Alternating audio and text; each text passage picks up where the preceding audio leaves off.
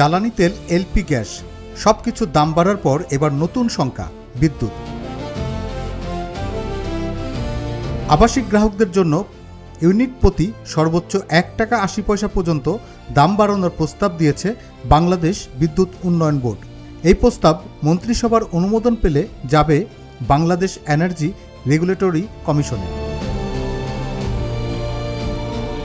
যদিও সংশ্লিষ্টরা বলছেন এখনও কিছুই চূড়ান্ত হয়নি, সবই প্রাথমিক পর্যায়ে, কিন্তু বাস্তবতা বলছে ভিন্ন কথা। বৈশ্বিক জ্বালানি সংকটে এমনিতেই দেশের মানুষ চাপে, তার উপর গ্যাসের দাম বাড়ার পর এখন বিদ্যুতের সম্ভাব্য মূল্য বৃদ্ধি নতুন করে উদ্বেগ ছড়াচ্ছে সর্বত্র। সাধারণ মানুষের ভাষায় এইটা হবে মরার উপর খাড়ার ঘা। কারণ বিদ্যুৎ বিল বাড়লে শুধু আলো জ্বালানোর খরচই নয়, বাড়বে বাড়ি ভাড়া, বাড়বে নিত্যদিনের খরচ,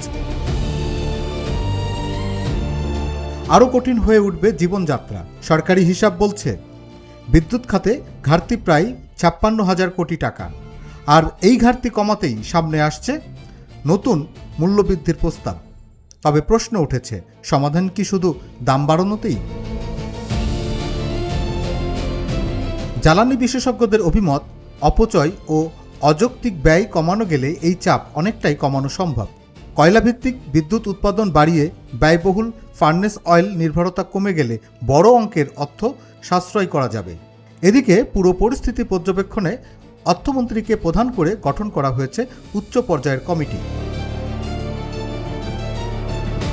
যেখানে আগে 2 বছর দাম না বাড়ানোর পরিকল্পনা থাকলেও বর্তমান সংকট নতুন সিদ্ধান্ত নিতে বাধ্য করছে সরকারকে।